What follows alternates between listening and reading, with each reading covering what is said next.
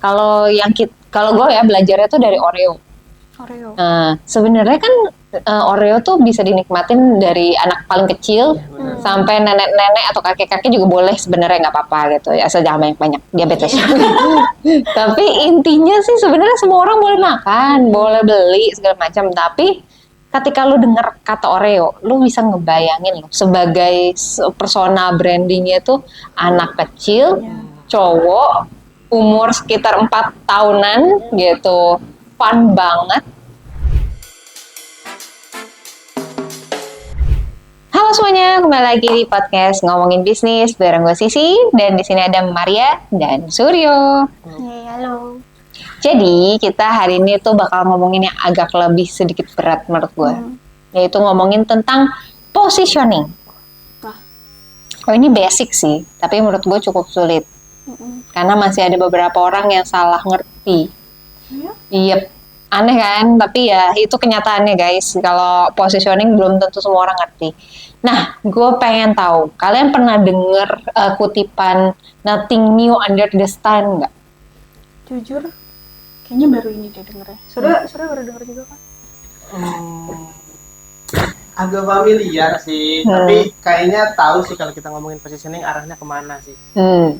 Jadi kalau di artinya ya, arti dari "Nothing new under the sun" itu sebenarnya ada barang-barang atau produk atau jasa di dunia ini yang sebenarnya tuh cuma terinspirasi dari orang lain aja. Gitu. Belum tentu kan ada orang-orang yang suka kayak ini produk pertama, ini terobosan baru, inovasi yang berbeda pokoknya. Tapi sebenarnya bukan inovasi banget, itu tuh kayak inovasi dari produk yang lo terinspirasi dari gitu. Udah ada. Iya, betul. Nah, kalau kayak gitu kan bisa dibilang sebenarnya nothing new ya, gitu kan, nggak ada yang berbeda banget gitu. Tapi apa sih manfaat positioning buat produk-produk yang dirasa mirip gitu? Dari aku dulu mungkin ya. Sebenarnya tuh kalau misalnya positioning tuh penting, cukup penting, bahkan penting banget yang menurut aku. Karena misalkan nih, sekarang kan brand-brand orang udah pada buka usaha ya, kayak banyak banget gitu di mana-mana. Misalkan brand baju menjamur, itu kayak menjamur banget kan di mana-mana kan. Nah, kan audiensnya juga, customer-nya juga bingung dong, kayak di mana ya, kayak semuanya kelihatannya sama aja gitu. Tapi ketika misalkan kalian punya positioning tuh kadang kayak orang jadi lebih ngeliatnya lebih gampang dilihat aja gitu, kayak lebih stand out aja gitu, kayak orang tahu oh brand ini ciri khasnya tuh gini, dia tuh mainnya tuh di sini, kayak gitu sih. Jadi kayak lebih bikin kelihatan aja gitu dari sekian banyaknya brand-brand yang menjamur gitu. Kalau menurut aku gitu sih. Kalau ya Surya? Bener sih, mungkin cuma nambahin dikit, kayak mungkin ada beberapa keyword kayak misalkan USP atau spesialisasi, atau ada lagi added value mungkin gitu. Jadi kalau misalkan kita lihat, simpelnya adalah kalau kita ngelihat misalkan di jalanan atau di mana itu udah banyak banget tukang maksudnya yang jualan es teh gitu, misalkan es teh Solo, semua es teh Solo gitu kan. Gitu. Mungkin dengan kita itu kan udah sama semua tuh, berarti kan nothing new under the sun dong gitu. Tapi kalau misalkan kita kasih sedikit added value gitu, misalkan es teh tapi ada juga es teh yang dicampur dengan madu gitu misalkan, itu kan baru gitu. Jadi akhirnya positioning dia beda dong, bukan es teh biasa nih, walaupun dengan harga yang sama tapi punya value lebih gitu. Itu sih yang gue dapet sih. Iya sih, gue pernah lihat hal yang mirip tuh. Jadi biasa lah ya, gue lagi main ke daerah Senen gitu, semua tuh jualan es teh Solo, ya kan? Iya, itu ada di mana-mana. Iya. Benar-benar kayak setiap 1 meter tuh ada. Nggak nyampe ini sebelah-sebelahan. Oke. Cuman tuh aneh, ada satu yang menurut gue menarik banget. Dia tulis kayak es teh Solo khas mana gitu kan. Terus dia tulis kayak berasa sepet-sepetnya. Kayak, iya kan? Kayak, artinya tuh kayak gue cuman itu doang yang gue inget gitu. Yang lainnya es teh Solo ya udah gitu. Ya, karena biasanya kayak cuman manis, seger gitu doang. Iya, ya itu salah satu bentuk positioningnya lah. Berarti ya bisa dibilang mungkin dia nggak manis-manis banget. Mungkin semua es teh manis, gua sepet gitu. Aneh sih. Ya udahlah. Ada lemonnya. Ada lemonnya. Iya, sepet ya. Iya. Gue lihat sih ada nutrisarinya memang. Gitu. Media placement. Enggak. Jadi intinya gitu sih. Tapi ya bener lah. Positioning itu penting banget. Tapi banyak orang yang lupa. Kadang ada yang ngerasa kayak gue perlu jualan kepada siapa aja dan siapapun gitu. Mungkin iya sih, namanya kita jualan baju tadi lu bilang kan, jualan baju. Ya gue kalau emang jualan baju cewek, ya gue pengennya bisa untuk semuanya lah. Buat ke kantor bisa, buat jalan-jalan bisa. Di rumah mungkin. Iya, di rumah juga nyaman bisa. gitu kan. Tapi kadang kan jadinya orang bingung, lu tuh mau disebutnya apa gitu kan. Nah, menurut lu sendiri nih, kalau kayak gitu, boleh nggak sih kalau customer kita atau mungkin orang-orang di luar sana yang mau bikin bisnis tuh bilang, semua orang tuh bisa jadi customer gua. Dari yang paling kecil sampai paling tua, semua bisa pakai jasa gua atau pakai produk gua. Sebenarnya kalau misalnya dipikirin ya, dari kebiasaannya itu udah beda jauh kan. Kayak misalkan anak muda sukanya yang kayak gimana, orang tua biasanya lebih kaku, lebih yang kayak udahlah gitu aja gitu. Kayak beda, karakternya beda. Jadi kalau misalkan ada satu produk atau barang yang berharap bisa dijual ke semuanya, sebenarnya it's okay. Cuman kadang treatmentnya aja sih, kayak cara penjualan itu gimana gitu. Kadang kita tuh tetap butuh ada satu sih, kayak misalkan target utamanya tuh siapa gitu. Jadi paling nggak tuh kita bisa menspesifikasikan gitu barang kita nih buat siapa. Walaupun di luar itu ya bebas, orang-orang mau beli ya terserah mereka gitu kan. Gitu sih, biar lebih ada arahannya aja sih. Benar. Kalau Surya gimana? Bener sih, mungkin maksud dia itu kayak misalkan pasar dia tuh, market dia itu ya bisa semuanya gitu. Tapi di satu sisi kita juga harus punya audiens yang kita tuju tuh harus spesifik sih kalau menurut gua gitu. Karena kalau misalkan kita dia ini ngarahnya ke semuanya, artinya kan mungkin dia cuma berada di tengah-tengah doang. Ibaratnya ke anak muda enggak, ke orang yang dewasa atau yang lebih tua enggak gitu. Alhasil dia nggak bakalan nggak dapat recognize lah dari orang-orang. Ibaratnya kayak murah kagak, mahal juga kagak. Karena kalau yang mahal kan eksklusif, murah terjangkau gitu kan. Kalau di tengah agak susah gitu. Makanya memang biasanya beberapa itu memang ada sedikit fokusnya sendiri gitu. Misalkan kayak kayaknya baru aja sih gitu. Klien-klien kita kan banyak juga gitu ya. Gitu ya, misalkan dari satu jenis jasa yang sama, kayak jasa arsitek atau interior gitu-gitu. Kan kita juga tahu lah. Sebenarnya dia mau sombong guys. Iya, teman-teman banyak.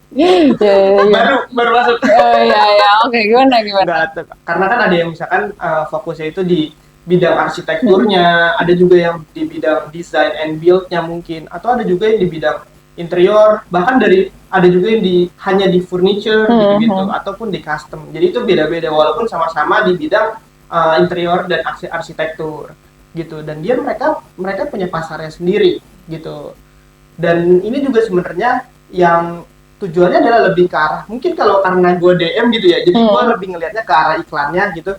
Kalau misalkan kita audiensnya kita buka semua, misalkan kita buka semua umurnya dari paling kecil sampai paling tua dan lain sebagainya gitu, khawatirnya leads masuk tapi nggak sesuai nih sama jasa kita atau service yang kita provide gitu. Alhasil leads masuk, dana budget ads-nya juga tetap keluar, tapi hasil leads-nya kita tolak atau mental gitu. Kan itu rugi juga kan? Iya. Ngebuang leads gara-gara kurang cocok gitu ya. Betul. Tapi benar sih. Kalau gue ya belajarnya tuh dari Oreo. Nah, sebenarnya kan Oreo tuh bisa dinikmatin dari anak paling kecil sampai nenek-nenek atau kakek-kakek juga boleh sebenarnya, nggak apa-apa gitu ya, asal jangan banyak-banyak diabetes.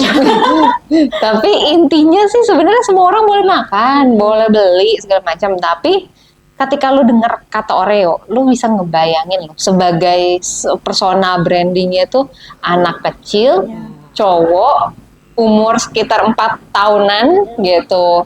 Fun banget. Nah itu yang maksud gue tuh kita nggak semua orang tuh dapat loh, harus ada esensi seperti itu. Iya, apalagi sampai nempel kan. Dan maksud gue tuh itu harus konsisten banget, nggak cuma dari segi positioningnya doang, tapi sampai turunan cara mendescribe nih brand seperti apa. Klasifikasinya kemana. Bahkan dari segi marketingnya pun harus didukung juga gitu. Itu sih, setuju banget makanya sama yang kalian ngomong. Cuman menurut kalian nih, positioning itu apakah perlu didorong dari mungkin competitive advantage-nya? Karena bisa dibilang ya, kalau gue nih di Melon. Kenapa namanya aja udah Melon Branding? Karena kita mau kuatnya tuh di branding gitu. Kuatnya di branding. Mungkin kita menerima jasa-jasa yang lain, tapi itu kayak tambahannya aja atau kayak pelengkapnya aja. Utamanya core tetap di branding. Kalau lu mungkin ada pengalaman serupa untuk kayak competitive advantage-nya di positioning? Mungkin Surya mau jawab dulu.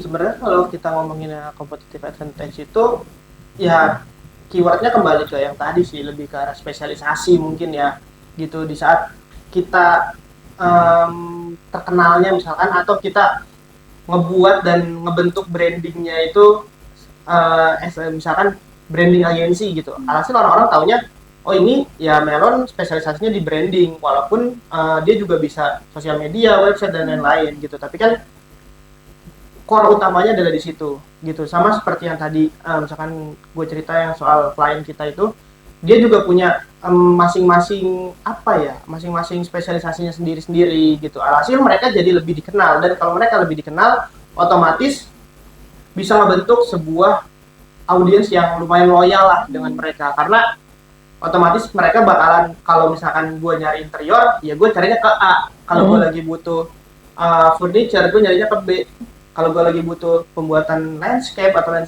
sebagainya gue nyarinya ke C. Gitu sih menurut gue yang jadi kebentuknya nanti yang arahnya ke sana. Benar-benar. Walaupun jasanya mungkin ya itu interior juga, tapi mungkin ada yang kuat di bisa di gorden, bisa di mural misalnya gitu kan. Bahan, wood, ada yang aluminium. Nah, jadi itu sebenarnya kategorinya nggak harus sama ya. Iya betul.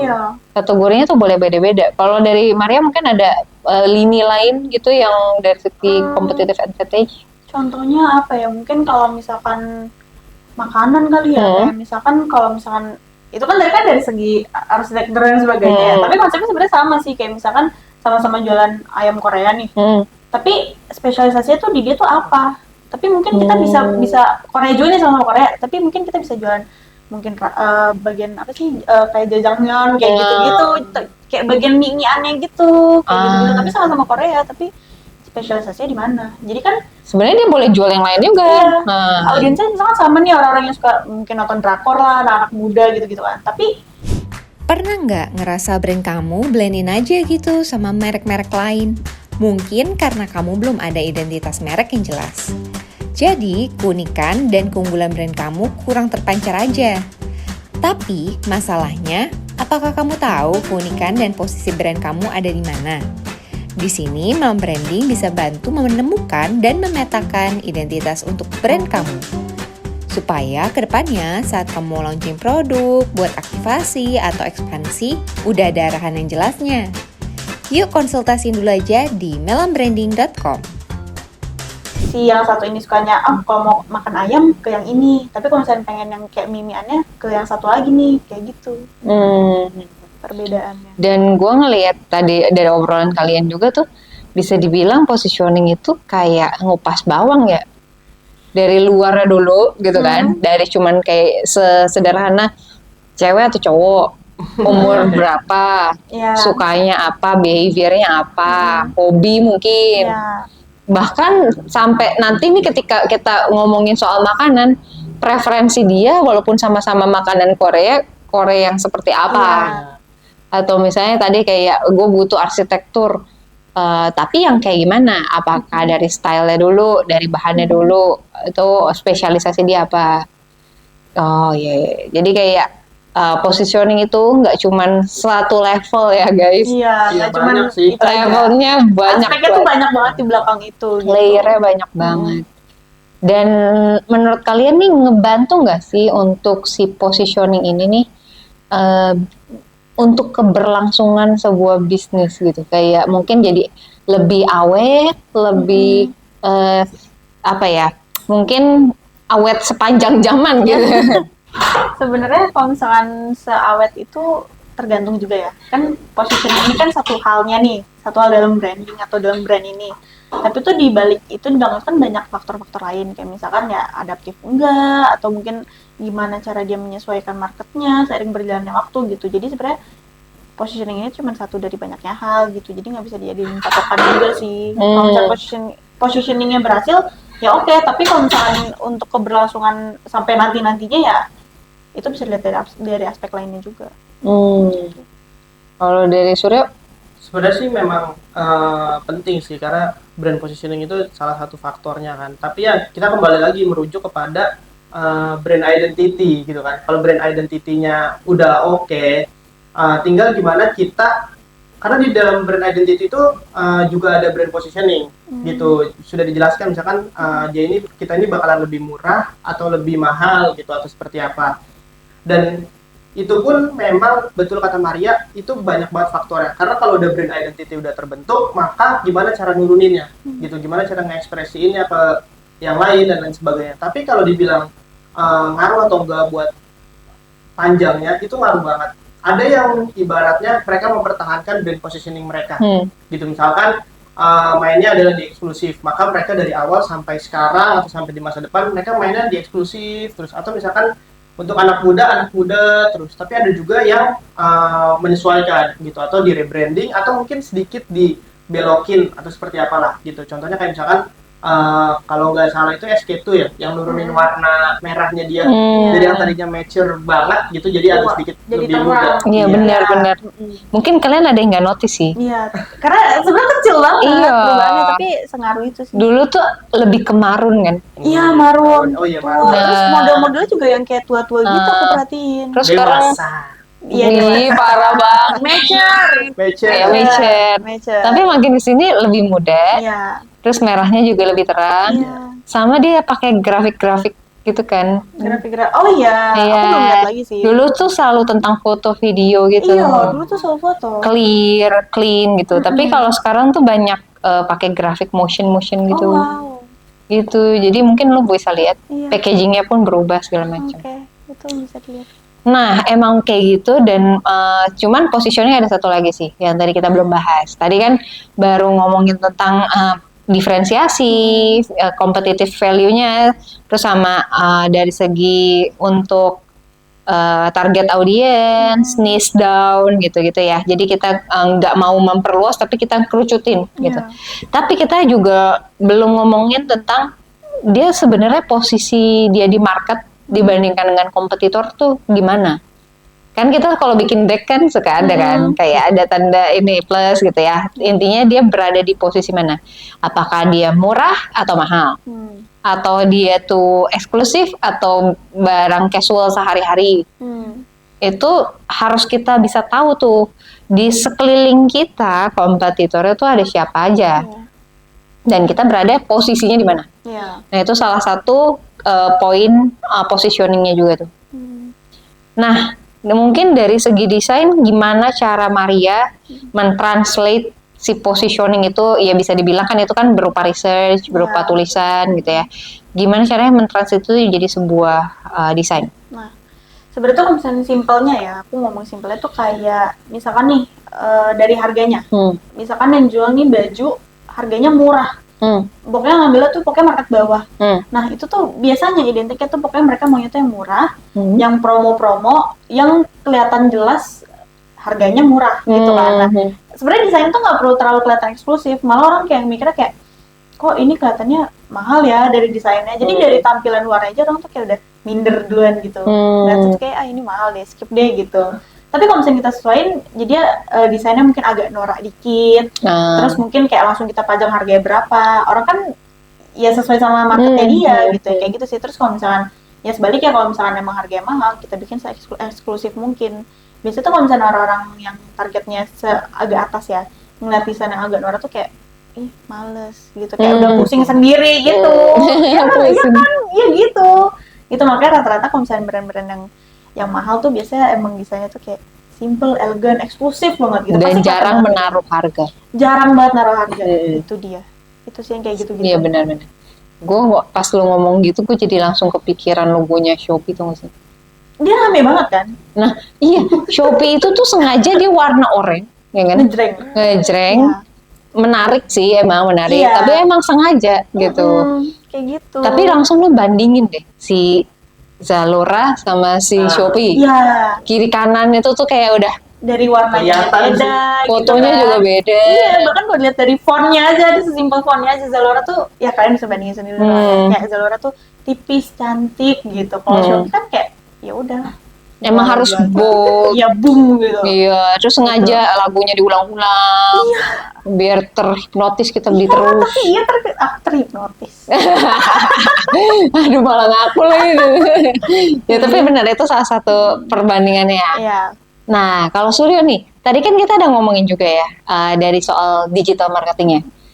Kadang brandnya sama nih, saya bukan brandnya sama, bidangnya sama, lininya sama.